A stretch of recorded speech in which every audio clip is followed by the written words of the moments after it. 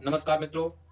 आज हम बात करेंगे विपक्ष के नेता राहुल गांधी के बारे में कि उन्होंने क्या अपने विपक्ष का नेता होने का कर्तव्य निभाया।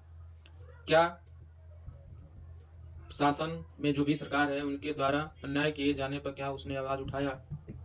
इन सब मुद्दा पर हम लोग बात करेंगे। पिछले वीडियो में हमने नरेंद्र मोदी को संदेश दिया था। उस वीडियो के जरिए सरकार की क्या कमियां हैं और क्या उसके अच्छाइयां हैं, ये हमने बताने का काम किया था। आज हम राहुल गांधी को कुछ संदेश देंगे। राहुल गांधी को हमारा यह संदेश है कि जिस तरह उन्होंने विदेश में पढ़ाई करके अच्छी अच्छी डिग्रियां ली हैं, ये एक आने वाले फ्यूचर प्रधानमंत्री के रूप में देश के लिए अच्छा है। हालांकि अभी तो ये विपक्ष के नेता के रूप में कार्यरत हैं। जनता ने इन्हें अभी प्रधानमंत्री के रूप में स्वीकार नहीं किया है। जिस तरह इन्होंने भारत जोड़ो आंदोलन शुरू किया है, कश्मीर से लेकर कन्याकुमारी तक इन्होंने पैदल यात्रा किया, लोगों के बीच गए, लोगों से बात किए, उनकी बीच रह के उनके जीवन के से कुछ सीखे कि किस तरह के भारत में लोगों को समस्या है। सारी समस्या को उन्होंने पास से देखा कि भारत के लोग किस स्थिति में जी रहे हैं, सरकार उनके लिए क्या सुविधाएं दे रही हैं। सारा चीज़ का आंकलन उन्होंने किया। ठीक है, अगर ऐसा ही ये काम निरंतर करते रहेंगे तो वो दिन भी आएगा जब उस पद पर बैठेंगे और भारत के लोगों के लिए कुछ अच्छा काम करेंगे, क्योंकि इन्होंने जमीनी स्तर पर घूम कर लोगों की समस्याओं को देखा है। अभी तो ये विपक्ष का नेता है और जो विपक्ष का नेता का कर्तव्य होता है ये पूरी निष्ठा और क्रमबद्धता के साथ निर्वहन कर रहे हैं। आशा करता हूँ मित्रों आप लोग भी देख पा रहे होंगे कि किस तरह इन्होंने अपने विपक्ष के नेता होने का कर्तव्य का निर्वहन कर रहे हैं। हालांकि एक तो कमियां है, एक नहीं बहुत सारी कमियां हैं जिनको हम बताने का कार्य करेंगे। कुछ चंद मुस्लिम वोट लेने के चक्कर में ये हिंदुओं की भावनाओं को ठोस पहुंचाते हैं। ऐसे ऐसे कार्य करते हैं जिससे हमारे हिंदू भाई को चोट पहुंचती है। और शासन में ना आने की सबसे बड़ा कारण यही है, क्योंकि ये हिंदुस्तान है, हिंदुस्तान में हिंदू की संख्या बहुत अधिक है। इसीलिए आप एक सनातनी, एक हिंदू धर्म को ठोस पहुंचाते हैं। इसके लिए आप पर ध्यान देने की आवश्यकता है।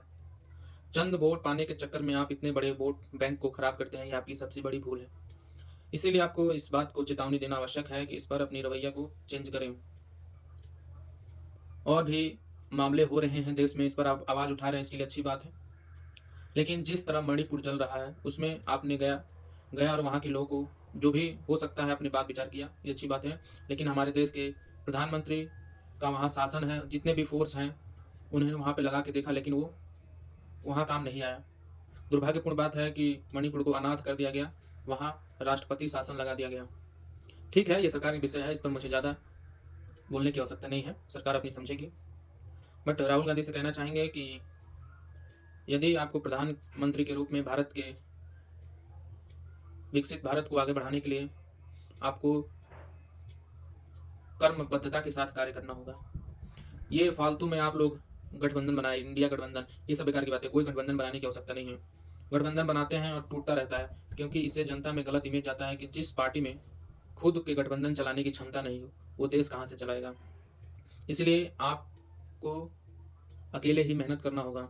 जनता देखेगी कि आप अच्छी तरह से मेहनत कर रहे हैं तो आपको अवश्य मौका देगी।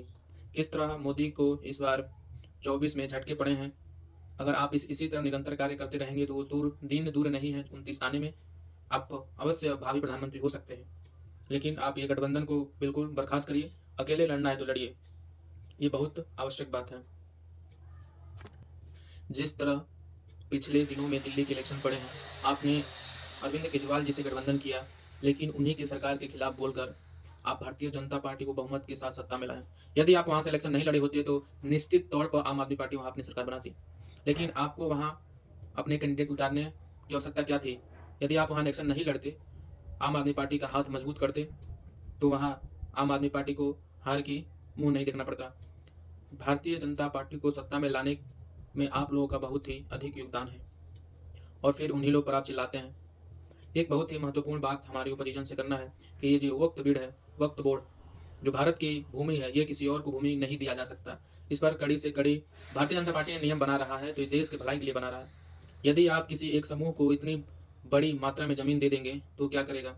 ये बिल को आप लोग पास करवाइए, वक्फ बोर्ड को यहाँ से रफा दफा कीजिए, ताकि हमारे सनातनी भाई, हिंदू भाई हिंदुस्तान की जनता अपने शासन व्यवस्था को चला सके। इसलिए हमारे विपक्ष के और जो भी सत्ता में नेता है, जो देश की भलाई और देश के हित में जो भी नियम और कानून बनते हैं उसमें दोनों को साथ देना आवश्यक है। नहीं तो आप किसी चंद वोट के लिए आप किसी बड़े समुदाय को ठोस पहुंचा रहे हैं, ये आपकी सबसे बड़ी भूल है। इससे आपके वोट बहुत ज़्यादा खराब होते हैं। ये बताइए, अगर 100% में से वोट 80% हिंदुओं से मिल रहा है तो 20% वोट पाने के लिए आप क्यों पीछे पड़े? ये तो आपकी बड़ी मूर्खता है। भारतीय जनता पार्टी आज तक सत्ता में क्यों है? आपने कभी विचार किया? ये इसी वजह से है क्योंकि 80% पर ध्यान देती है, 20% पर ध्यान नहीं देती है। इसीलिए आप पर दोनों में बैलेंस बनाकर आगे काम करना है। जय हिंद। वीडियो अच्छा लगा हो तो चैनल को लाइक, सब्सक्राइब एंड शेयर करने का योगदान दें, क्योंकि ये वीडियो भारत के सभी लोगों तक पहुंचना चाहिए। जय हिंद।